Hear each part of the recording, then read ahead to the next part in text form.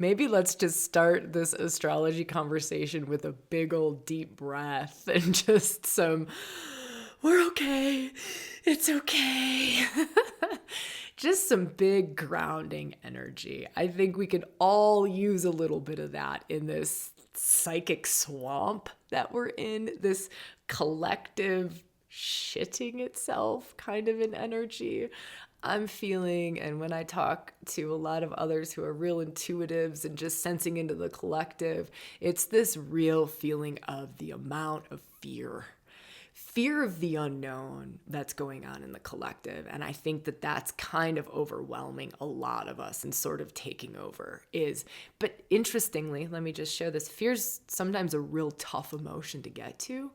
So sometimes it'll show up as grief or anger that sits on top of fear, or confusion or chaos or numbing out, or really need to distract self or zone out, switch off, watch a lot of Netflix, drink a lot of wine, whatever it is. It's an interesting thing to really not avoid it, not look away from it, but to go, oh, there's this real big fear, and you feel for yourself, this real big fear of the future, this real big fear of the unknown. I think this is one of the greatest things we can talk about in November astrology, not just this week in the astrology, but all of November astrology. It's this extraordinary quickening of change. And wait till Pluto goes into Aquarius. Right now, he's in Capricorn. He's in an earth sign. You put him in an air sign, though, it's going to move a lot quicker. It's going to be interesting how a lot of the outer planets are shifting out of earth and water, which are slower energetics. They're shifting between this year and next year. They're shifting into air and fire. That is something I think there's a part of our wisdom selves that's switching into that. That's like, oh, right? It's like we're talking about the quickening. We're talking about the new earth. We're talking about sacred technologies inside of ourselves switching on. We're talking about these capacities of us as humans. We're evolving, like humans. I heard this the other day and I loved this. And it was, humans are not the end of the evolution process. We're in the process of evolving. This form that we see each other in is not the end of it. We're in this current stage of evolving into the next level of humankind. Isn't this exciting? But it's painful. And I think we're in that, or many of us are sensing that or feeling it, or how we're experiencing it can be very different. Some of us are really excited about it. Some of us are like put me in, coach, I'm ready to go. And some of us are like, oh shit, what does this mean for my life? What does this mean for my being? How am I going to operate in this? So here's something to feel into. How much of you is still clinging on to safety, security patterns that don't serve? Now, some of them are going to be really unconscious, really hidden, really dark, really deep. We're going to have to do a little bit of work to get into that territory. This is Pluto. This is Pluto on, right now, he's on the 29th degree of Capricorn, final swoop into Aquarius. I'm going to do a whole video on this because it is his last stand. And this is really marking all of November, including this week's astrology. It's like the deepest, darkest, most powerful undercurrent. It's just there. And I think we stopped talking about it because we're sick of hearing about it. Like, Pluto into Aquarius, blah, we've been talking about this for years. Yeah, because that's how he rolls. But feeling into Pluto's last stand, your last grasp onto old ways. Capricorn, old ways. Last stand, right? So this is a really powerful place to have a deep, truthful, radically honest conversation with like a soul friend. Someone, just ask them, like I could ask my partner, he's really good at blasting me with some wicked truth, but it's like wicked love truth, like I support your evolution, Sabrina. I support your soul light. Those are the kind of people you want to talk to. And you ask them, like, what am I clinging on to that's like an old pattern or a known pattern, a comfortable pattern. We don't even have to say old. We could just say a comfortable pattern that doesn't look like it's serving where I'm trying to go. Do you see how deep and complicated this gets? So if you're kind of like switching off, it's because this is deep and complicated. And it really takes a lot of our consciousness, it takes us to stop numbing out, to stop spiritually bypassing, or to stop Netflixing all day long, or to stop whatever, and to just bring our consciousness to it, because the amount of transformation that's available right now is off the charts. I'm not just saying that as a person who is all for the evolution, is all for, our awakening, our enlightenment, our evolution, our healing, our expansion. I'm not saying that I'm saying that that's exactly what the astrology is pointing to. And it's not just Pluto, right? The great transformer who's loud. He's opposing Mars. It's like Mars is going to war for your great transformation. He's going to war for you letting go of any of those safety, security, Capricorn, old structures, old foundations that just do not serve where you're going, that don't serve where you're going. It's not just him. It's also the enormous amount of dark goddesses that are literally all taking a swipe at Venus. Venus, the feminine in us, your feminine side, the lover in you, the creative flow, life force, beauty, radiance, feminine sensuality. They're all swiping at Venus. Kali gets a swipe this week. Lilith gets a swipe this week. Pallas Athena gets a swipe this week. It's literally like these deeper, more potent, more powerful feminine energies are literally hitting the feminine that is conscious. Venus is a very conscious archetypal energy in the world. She's very conscious in us, in our society. She's a personal planet, right? So it's right here. She's like right here. And they're all kind of hitting her like, and deeper depth, and wilder you, and strengthen your feminine, right? Deeper depth, that would be Kali. Wilder you would be Lilith. Strengthen your feminine would be Pallas Athena, right? They're all like fueling the feminine. So if we were to not do this archetypal dance per se, and we were to just go, this is a week of the rise of the feminine. They're opposing Jupiter. Isn't that beautiful? So it's not just that all of these archetypal, deeper, sacred warrior feminine energies are swiping at Venus, the feminine that's very conscious in most of us. It's also that Jupiter is opposite them, expanding the energy, making this bigger, making it louder, more grace, more good fortune. That's Jupiter. He brings grace, he brings good fortune, he brings expansion. Also, could go overboard, could be a lot of feminine, could be an extreme amount of feminine, could be over the top. That's Jupiter. Jupiter can make things over the top. That could be how it shows up for you or out in the world. But just feel into what that brings up for you. It's like bringing the grace to the deeper aspects of the feminine. This is an amazing week for feminine reclamation. I don't know if anyone's going to go there because we're so focused externally, but it is an amazing week for feminine reclamation. Deep feminine reclamation, right? Really opening up to more of your feminine wisdom, more of your feminine intuition, more of your feminine witchiness, more of your feminine gnosis, like those deeper, like womb wisdom. You want to think the depths of the feminine. Also, speaking of womb wisdom, Hecate is conjunct Medusa, is conjunct Black Moon Lilith. That just makes womb wisdom, midwifery, the witches, the medicine women energy louder because they're all dancing together. I like this for the feminine this week. All right, let's talk a little bit more about some of these other aspects that are happening this week. We've got Sun, trine Saturn.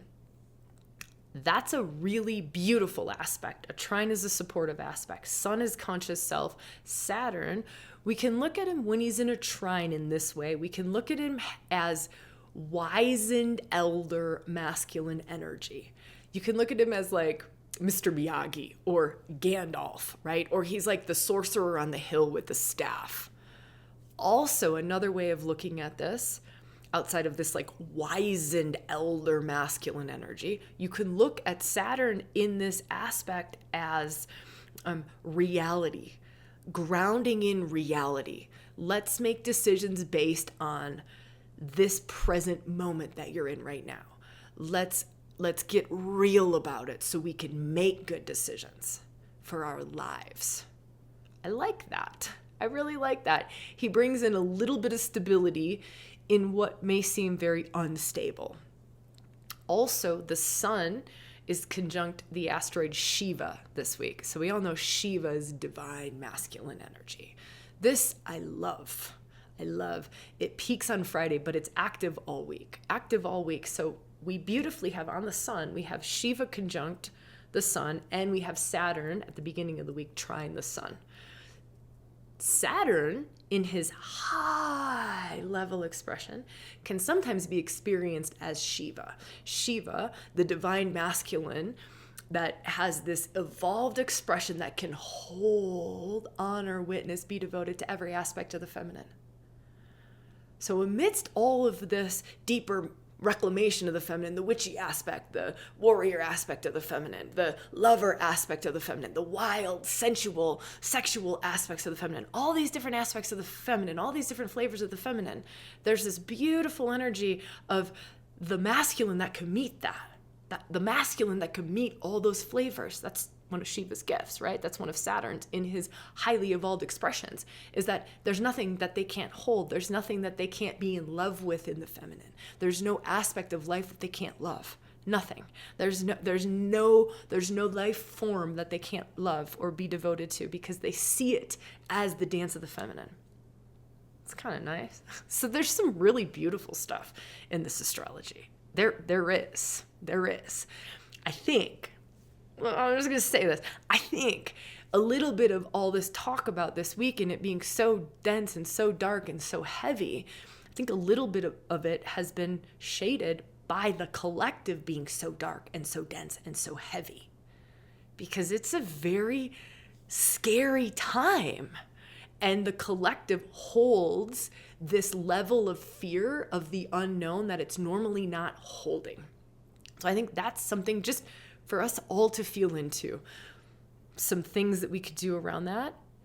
You feel for yourself what serves for you. But for me, a lot of psychic hygiene. Like a lot of psychic hygiene. If there's just a lot of collective fear, what am I taking in? Getting really discerning about who I'm hanging out with, what I'm taking in, what conversations, what level is it coming at? Is it coming at me from that fear-mongering place? Or is it coming from a different vibration? And you'll feel it, you'll know. But I think we can get so stuck in the swamp that we're not even aware that we're stuck in that collective swamp, especially for those of us who are real sensitive, real empathic, right? Take very, very good care of yourself this week. And to me, it's more the collective consciousness than it is the astrology that's making this so intense. Of course, Pluto's last stand, 29th degree, that's tough. Mars in opposition to him, that's tough. Scorpio season for some of us. We just had that Scorpio new moon. We're in Scorpio season until about the third week of November. That's just deeper diving. It's deeper, it's internal, it's more unconscious, it's more of the hidden, right? It's power. It's looking at power dynamics. So all that stuff's going to be alive. All that stuff's going to be, pinging us in certain different ways. I do think that this is a moment of really big and beautiful evolution. Partially because Pluto's an evolutionary soul point in the chart. Also because this week I just want to look at my notes quick so I get this right for you. On where is this? Wednesday the 6th, Mercury trines and sextiles the north and south nodes.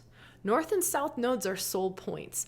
So when I'm saying this is an evolutionary week, it's a soulful week. It's a week where we can get into realignment, but we're going to have to push out the collective fear. We're going to have to, right? And do whatever you need to do. Listen to what you need to listen to. Meditate in the ways you need to meditate. Go out in nature, whatever it is. Take that hot salt bath, right? Like do the salt scrubs, do the detoxy, energetic detoxing, clear the aura, it's crystals, beads, bangles, whatever. I think like it's like one of those weeks of you want the, what do you call that thing? I keep trying to think of this, rescue remedy. I remember putting this workshop together once. It was called ReWilding Rescue Remedy, and I think I should still do that. Let me drop a note below if you're like, yes, please, ReWilding Rescue Remedy. That might be just like a free workshop that I put together for everybody. So if you're interested in ReWilding Rescue Remedy, drop a note. Maybe if there's enough interest, I'll create it for us. But it's like whatever it is that our rescue remedies are, right? When it's like psychically overwhelmed, or it's just so heavy or so dark or so dense, whatever those rescue remedies are for you, this is a really good week to do that. Then once you move through and you get to a place of more clear, right? It's just like the grace is flowing again. You're kind of connected into your spirit again, right? Things are feeling good again. Your heart aligned, soul aligned, like central channels open. That's just a really good practice. Just opening up your central channel to like high self, high spirit self, letting that come down, drop all the way down to your spine. That's a super simple practice. And then you breathe your heart open, and then you just expand. You push everything out with this beautiful white, bright light. You push everything out of your aura. Everything out of your aura. Everything out of your energetic field, your mental body, your emotional body, your physical body. You just push it all out. Push it all out. Any of the psychic debris that doesn't belong there, any of the energetics that we've picked up that we didn't even know we picked up. We're just feeling swampy and crappy. We just are able to push that out. Now from this place, right, this beautiful alignment where Mercury, who's messenger of the gods, he's the psychopomp, he's guide to the soul. He's guide to the soul, and this is happening Wednesday. Guide to the soul is trine, sextile, the north and south nodes. That's your destined, fated, true north path. It's your destined, fated, true north path. So literally Wednesday, we have Mercury, messenger of the gods, right? Guide to the soul path, your highest path forward, your most destined path. He's able to deliver messages to you. But my sense is we're going to have to move all that psychic debris out of there to get to that place. Right? We're going to have to go inward. And I do love that it is Scorpio season because it supports the going inward. It supports the, moving back into our cave, and just going inward and like, all right, what is this transformative moment in time for me? Let me get really good with myself. Let me get really good with my path forward. Let me not I sometimes feel like collective psychic waves that come, and it's just this like enormous tsunami, and we are not even aware of it sometimes, and it just sweeps us up and moves us. And then we don't know why we feel like crap. We don't even know why we feel lost or confused, or we just are depressed, or we don't feel good. And it's not necessary. So that's just something to feel into for this week around rescue remedy, and just all the collective stuff that's going on this week. Every time I go to tune in to create a video, or every time I go to hold a rewilding circle, because there's been a couple of them over the last couple of days, it's like a lot of work has to be done just to get to that clearer, cleaner, purer space within self. All right, let me see if there's anything else that I can share around. Let me think. Sorry, I'm just looking at the chart. I don't think that's it. I mean, I don't think that there's much more to share around this week in the astrology. There's a lot more to come in the middle of the month. That full moon on the 15th is going to be revolutionary. It's going to be radical, revolutionary. shock and awe, expect surprises. It's interesting to me that we started the month on the 1st with the new moon. So that's planting seeds. Then we build the energy to come to the culmination of that full moon on the 15th. Interesting to me. Don't know. We'll see kind of how that unfolds within ourselves and within the world. Also interesting that on November 19th, Pluto goes into Aquarius. We've talked about this, but that's the date for that. On the 25th, Mercury goes retrograde. Saturn goes direct on the 15th. So it's almost like the bigger stuff is coming, right? The bigger stuff is coming. Right now we're in this Mars opposes Pluto, which is going to happen 3 times. So that's just the start of that, because Mars is going to go retrograde. He's going to go retrograde in December. So he's going to go back opposing Pluto 2 more times. So this is just the start of that. This is like the beginning. It's just beginning. It's just beginning to unfold what's coming. I send you a lot of love for this week. If you're looking for a place to really sink in and to feel that like divine spark, that love, that light, that like goodness. And if you don't have one, ReWilding membership, Bones, we just had a circle on November 1st. It was stunning. It was this beautiful linking our inner divine spark into all areas of our lives, even the tricky areas of our lives. We specifically worked with money. Right? It's a Scorpio season. Pluto's in that 29th degree. We got to look at money. We looked at sexuality. We got to look at sexuality. And can we flow some more of the sacred in ourselves, more of our spiritual selves, our sacred high voltage, high vibrating selves into more of our lives, into our daily lives, right? Into money, into sexuality, into family, into relationships. So it's really this bridging. I like to call it like the rainbow bridge. And I like to say like the deeper the roots, the higher the branches. But we really want to, for those of us who are looking at embodied spiritual, like embodying the soul, living in this like accordance with the soul, living like our divine birthright to like live the whole of our lives. From the place that we feel when we're on the yoga mat, the place that we feel when maybe for you it's a rewilding circle. For me, for sure it is. But then years ago, I made this very conscious choice to not just keep it to the yoga mat, not just keep it to my meditation, but I'm going to be that divine spark in my relationship. I'm going to be that divine spark with my money. I'm going to be that divine spark with my friends. I'm going to be that divine spark with my home. And I watched how the whole of my life really came into alignment with like my purpose. It really came into alignment with my soul's expression. Different relationships fell away, different relationships got formed, but a clarity came in and this vibrancy and this aliveness in every area of my life. And I'm not saying I'm done by any means. To me, it's like just this constant refining, and more of flowing, my spiritual essence into my life and not keeping it separate, not having a spiritual life and a daily life where, I'm like dull and dead and like half alive in my daily life. And then my spiritual life is just like really alive and healthy and vibrant. It's like, it's all one. It's all one. And I do really feel like we have this opportunity now more than ever, just where collective consciousness is at, just how we've evolved. I think this is part of humanity evolving, is the embodiment, part of the feminine rising and us all waking up to the feminine gifts and mysteries and capacities more and more is the embodiment of the divine, is that it's not outside of myself. It's not separate to my lovemaking. It's not separate to business meetings in the boardroom. It's not separate to any of this stuff. And so anyways, that was a really long-winded way of saying that's what we did in the November 1st circle and membership. You're very, very welcome to join us. It would be beautiful to have you for a month or to have you for, a lifetime. But that's there along with 8 other hours of powerful rewilding practices. Nothing but soul is in there. That's really good for this moment in time. This evolutionary moment in time really helps us to come back to soul, and to shed some of that like heavy collective stuff that's just really swirling around all over and I think is glomming onto a lot of us. All right, my goodness. So much love to you.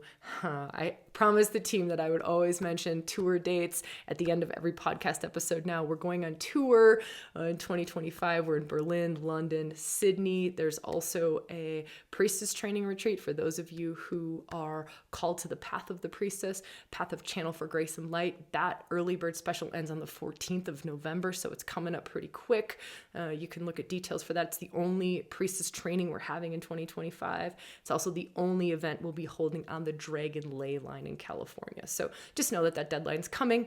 And if you're called to be in membership with me this month, I would love to see you there. Otherwise, I will see you when I see you, where I see you, and how I see you. Just so much love to you.